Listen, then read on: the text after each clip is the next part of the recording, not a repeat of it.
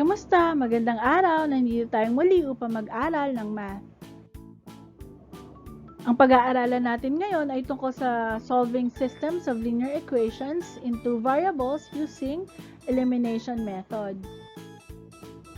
May dalawang paraan ng pag-solve ng systems of linear equations algebraically. Una, yung substitution at pangalawa, yung elimination. Although, yung pag-solve natin graphically ay nakakatulong para mag-visualize natin yung lines, hindi ito kasing bilis at kasing accurate kapag sinolve natin ito algebraically. That is why oftentimes ginagamit lang natin yung graphical solution kapag mag-a-approximate tayo. So yung algebraic methods ay maaari natin gamitin upang makuha natin yung eksaktong solutions. At ngayon, magpo-focus tayo dun sa elimination. Ano nga ba ang elimination method? So, ang elimination method ay nakabase dun sa addition property of equality na nagsasabi sa atin na kapag ang equal quantities ay inadd dun sa both sides of the equation, ang resulting equations ay equal. So, sinasabi nila na mahirap yung elimination method. They would prefer substitution method. Pero, ang elimination method ay best kapag gamitin natin siya sa mga coefficients na fractions or decimals. So, try natin isolve yung x plus y equals 29 at saka yung x minus y equals 15. Again, yung elimination method, ito yung paraan kung saan i-eliminate natin, no? Yung isang variable para mahanap natin yung value ng isa pang variable. So, dito, sa given natin, we just simply add the two equations. Bakit? Kasi nakita na natin na yung y, yung variable na y, isang positive, isang negative. Kapag pinag-add natin sila, it will be eliminated. So, again, we add them. So, x plus x is 2x. So, y minus y, that's 0.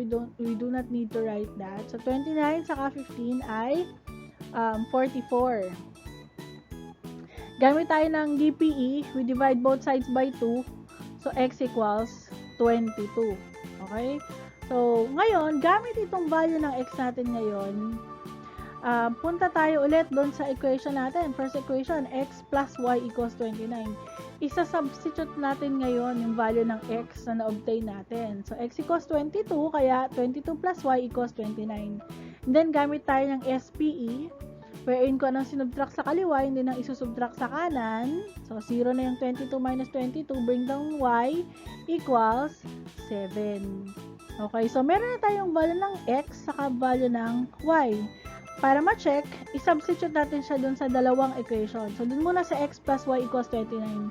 So, again, meron tayong 22 plus 7 equals 29. So, 29 equals 29. Then, dun naman sa pangalawang equation, x minus y equals 15. So, again, 22 minus 7 equals 15. 15 equals 15. So, yung solution natin para sa system na ito ay 22, 7, which means x equals 22 and y equals 7. So, solve ulit tayo, no? So, sabi ko nga kanina, mas effective na gamitin ng elimination kapag ang given natin ay decimal or fraction. So, mag-try tayo ng isang decimal, no? So, medyo kakaiba siya. So, una natin gagawin ay i-change natin tong decimal na to into whole numbers or integers. So, para magawa yon, we multiply the entire equation by 100. So, 0.05x times 100, and then 0.25y times 100, and then 22 times 100. So, that will become 5x plus 25y equals 2,200. So, ganyan din yung second equation, no? Ganun din, multiply natin siya sa 100. So, magiging 15x plus 5y equals 2,400. So, ngayon, meron na tayong options. Nakita nyo dito, yung 5x at saka 15x. Tapos yung y naman, 25y saka 5y. So, pwede tayong pumili. Anong variable ang i-eliminate natin? So, tandaan lang natin, pag in-eliminate natin siya, dapat mawala siya. So, ibig sabihin, ang goal natin, maging magkapareha siya. Either maging magkapareha siya na 15x or magkapareha siya na 25y. O, paano mangyayari yon? So, we can multiply the entire equation by any number which would make our equation similar to the second one.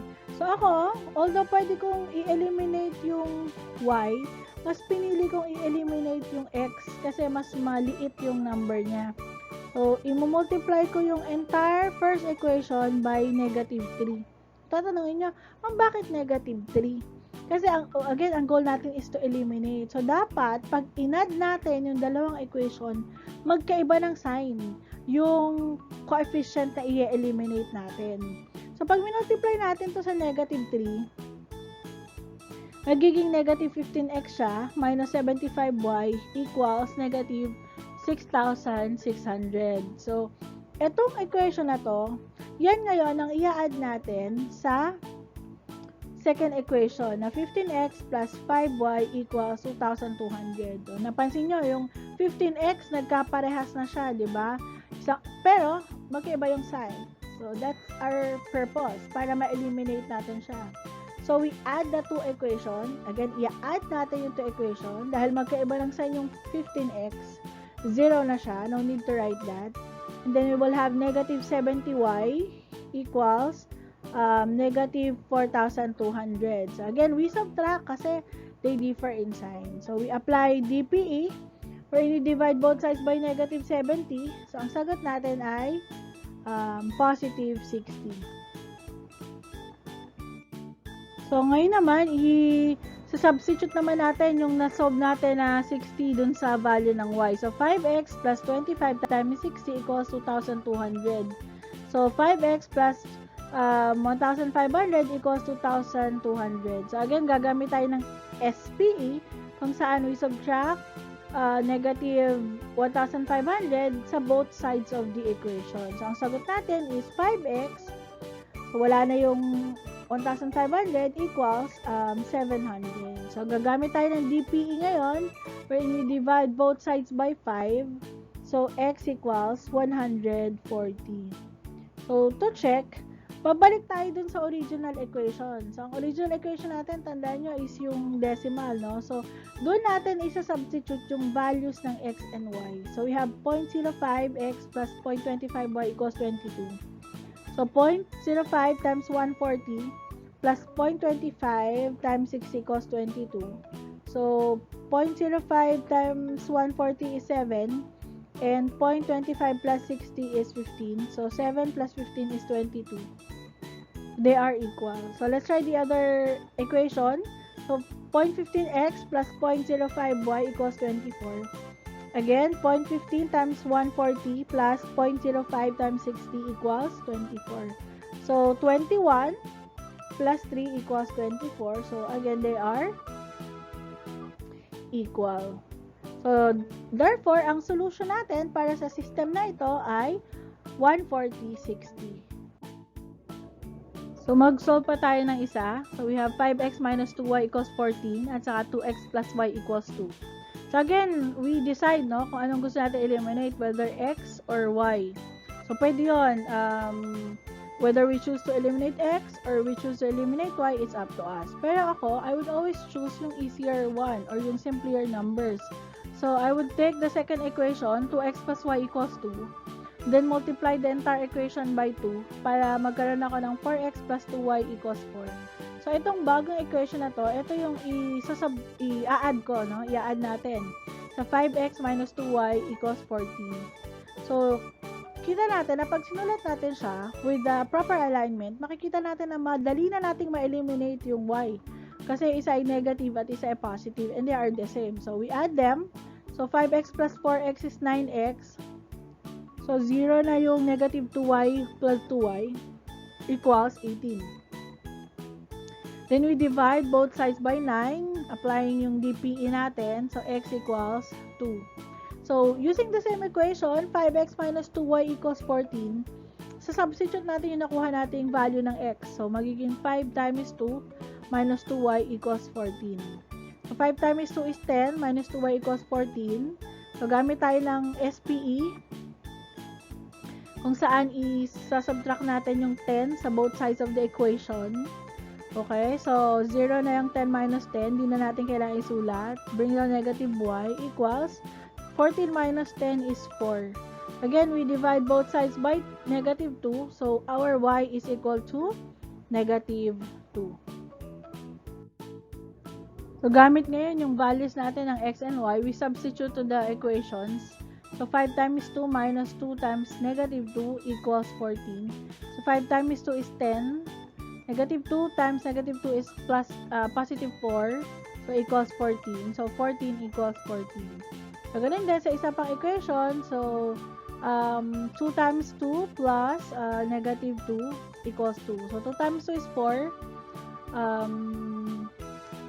Positive times negative 2 is negative 2. So, equals 2. So, 4 minus 2 is equal to 2. So, therefore, our solution is 2, negative 2. Again, lagi lang nating tatandaan na pag nagsosolve tayo ng system of equations, kailangan na i-solve natin yung value ng x and y, which would make the equations in the system true. So, hindi pwedeng x lang, hindi pwedeng y lang. So, dapat we solve for both values. Tandaan din natin na yung system ay inconsistent kapag false equation ang nakuha natin. At nangangahulugan nito na walang solusyon yung ating system. Pag naman true equation ang nakuha natin, yung system natin ay consistent. At yung equations natin ay dependent. Tatandaan natin kapag dependent at consistent, yung system natin has infinite numbers of solution, meaning napakarami. Walang katapusan yung solution na pwede nating i-substitute sa kanya. So, again, when we use elimination, sometimes mahirap para sa atin na maggamit nitong method na ito. Kaya, we choose our system well. Piliin natin yung system na mas madali nating magagamitan ng elimination or ano bang mas madali kung gamitan natin siya ng substitution. Well, anyway, kung elimination man o substitution man ang gawin yung proseso sa pagsagot o paghanap ng solution ng ating system, as long as you follow the properties of equality and you apply the process correctly, parehas lang yung magiging sagot natin. Salamat sa inyong pakikinig. Hanggang sa muli!